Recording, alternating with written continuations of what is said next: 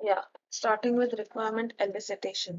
Elicitation का मतलब होता है डिस्कशंस करके स्पेसिफिक रिक्वायरमेंट्स डिसाइड करना, रिक्वायरमेंट्स गैदर करना कि एग्जैक्टली क्या क्या चाहिए है और कैसे कैसे चाहिए है।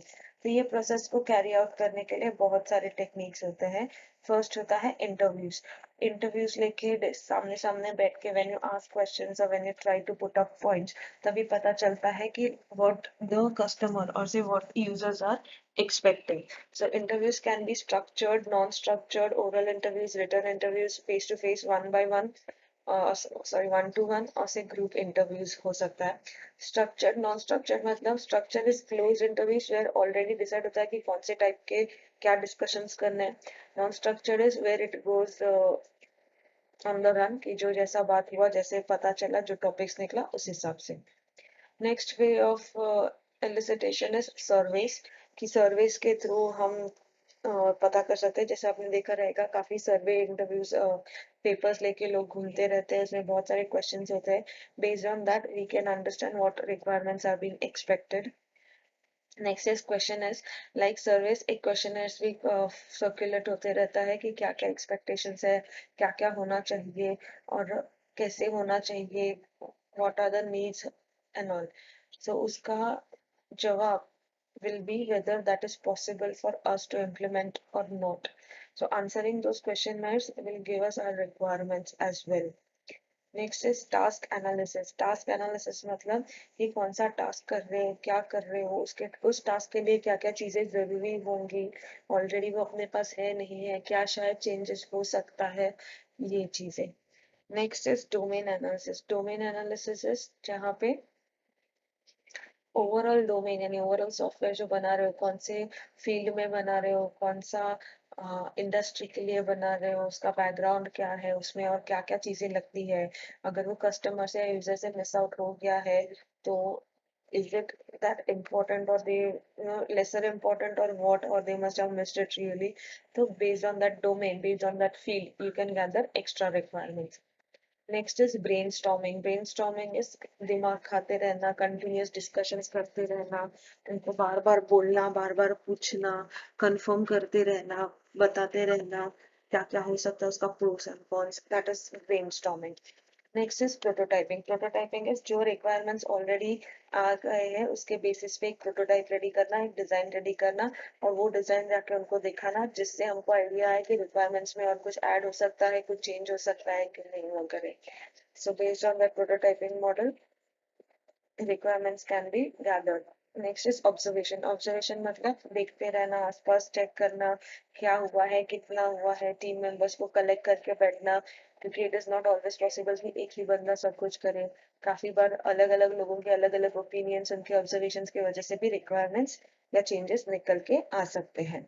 So that's all about requirement elicitation. Next we'll start with requirement analysis के analysis करते कैसे है requirement का। Yes, so continuing with requirement analysis. Now, analysis is the most important phase क्योंकि इसके बेसिस पे ही हमें पता चलेगा कि सॉफ्टवेयर में एग्जैक्टली क्या कौन से सर्विसेज डालने हैं और वेदर वो प्रॉपरली इम्प्लीमेंट होंगे या उसके अंदर कुछ मॉडिफिकेशंस चाहिए या नहीं। तो इसमें बेसिकली हम क्या करते हैं, in this activity we refine the collected requirements so that make sure कि उसमें कोई भी कंफ्यूजन ना हो, कुछ एम्बिगिटी ना हो, कुछ प्रॉब्लम्स ना हो आगे जाके। रिफाइन करना मतलब वही उसको वापस गो थ्रू करना, रिव्यू करना, क्या क्या चेंजेस हो रहा है या किसी दूसरे पार्ट पे कुछ प्रॉब्लम हो सकता है या ये टेम्पररी पे बेस्ड है या क्या। So that is called as analysis कि रियलिस्टिक है नहीं है, like that. The significant factors in the requirement analysis activities are कि क्या क्या important factors है। पहले तो identify and solve confusion among requirements at same levels and among different levels, यानी different levels के जो requirements होते हैं। जैसा सॉफ्टवेयर अगर हम बिल्ड कर रहे हैं तो पहले मैं सिर्फ इतना बोलूंगी कि लोगो आना चाहिए, फिर टैगलाइन आना चाहिए, फिर म्यूजिक आना चाहिए। So first level, second level, third level. तो अब ये जो 3 लेवल्स है मेरे सॉफ्टवेयर डेवलपमेंट में, तो ऐसा इंटर लेवल या सेम लेवल पे जो भी कंफ्यूजन हो रहा है, एम्बिगिटी हो रहा है, उसको क्लियर करो, that is important. Next is to identify the boundaries of the proposed software system and the way in which they communicate with the environment. मतलब कि सॉफ्टवेयर कितना और कैसे बन सकता है, कौन से एनवायरनमेंट में बन रहा है, हमने एक ओवर तो नहीं कर दिया कि उसका लिमिट क्रॉस तो नहीं हो गया, उसका साइज क्रॉस तो नहीं हो गया, उसका जो लुक एंड फील है it is simple and easy to understand और नॉट, ये सब. Next is to evaluate customer requirements for overall requirement analysis and then break down them into individual component level. मतलब नेक्स्ट इंपॉर्टेंट फैक्टर है कि requirement को ध्यान से समझो, उसको एनालाइज करो और उसको ब्रेक करो इन बिट्स एंड पीसेस, और जो जो बड़े बड़े होंगे वो, और वो बिट्स एंड पीसेस को एक एक कंपोनेंट लेवल पे इम्प्लीमेंट करते जाओ. अभी requirement analysis includes following step. First analysis of requirement, जो हमने ऊपर देखा वो सब. Next is description of the solution, कि अगर कोई प्रॉब्लम है, कोई एम्बिगियस है, कोई रियलिस्टिक प्रॉब्लम्स नहीं है, या कुछ रिक्वायरमेंट्स प्रॉपरली मेंशन नहीं किए गए हैं, तो उसका हम क्या सोल्यूशन निकाल सकते हैं. कॉस्ट एस्टिमेशन एंड प्रायोरिटाइजेशन, कि कौन सा रिक्वायरमेंट इम्प्लीमेंट करने के लिए कितना कॉस्ट लगेगा, उतना बजट है नहीं है, प्लस प्रायोरिटीज क्या है, कि which requirement is priority, which services are priority, and based on that we decide कि कौन सा रिक्वायरमेंट्स पहले इम्प्लीमेंट करना है, कौन सा हम ऑप्शनल में रख सकते हैं. So this was all about requirement analysis. Next we study what are the types of requirements. So there are basically two types of requirement: functional and non-functional requirement. Functional requirement specification creates a document regarding the operations which are activities of which a system must be able to carry out. Functional requirements मतलब ऐसे requirements जिसका note हम करते हैं कि वो software है उसके अंदर क्या क्या फंक्शंस है जो वो सॉफ्टवेयर कैरी आउट करने वाला है.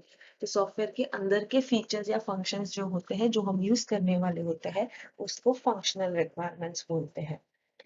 It is used to define a function regarding a system or its components in which a function is described as a specific behavior between inputs and outputs. जैसा मैंने बोला कि जो भी हम सर्विसेज इम्प्लीमेंट कर रहे हैं, तो सर्विस को क्या इनपुट देंगे, उसका क्या आउटपुट आएगा, इंटेंडेड आउटपुट आएगा भी या नहीं. तो ये जो फंक्शन का रिएक्ट करना जो होता है, यानी सॉफ्टवेयर के अंदर के जो बेसिकली फंक्शंस होते हैं, उसको हम फंक्शनल रिक्वायरमेंट्स बोलते हैं.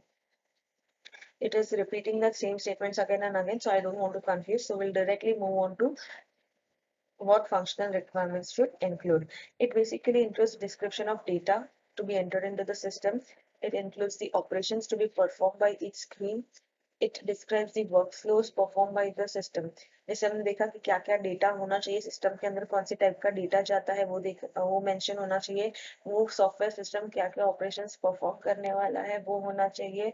It also describes the workflow. Workflow मतलब वो सिस्टम पहले इनपुट क्या लेगा, फिर आउटपुट देगा, या पहले उसको एनालाइज करेगा, या कैसे कौन से ऑर्डर में वर्क करेगा, वो मेंशन होना चाहिए. कि इनपुट जाएगा, फिर प्रोसेस होएगा, फिर आउटपुट आएगा. This is the workflow like that. Description of the system reports or other outputs, person who can enter into the data system.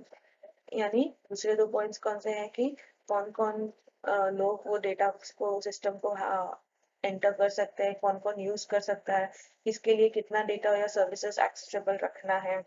Next is जो भी डेटा या जो भी इनपुट्स दे रहे हैं उसका क्या आउटपुट्स आ रहा है, whether it is correct not correct, उसका रिपोर्ट्स जनरेट करना. And the way system meets applicable regulatory requirements, यानी जो रिक्वायरमेंट्स हमने दी है उस हिसाब से एग्जैक्टली कितना पूरा हुआ है, उसमें हमेशा हर चीज में मॉडिफिकेशन ही हुआ है या कुछ उसमें दूसरा प्रॉब्लम हुआ है. So here is an example of functional requirement which will continue in the next video.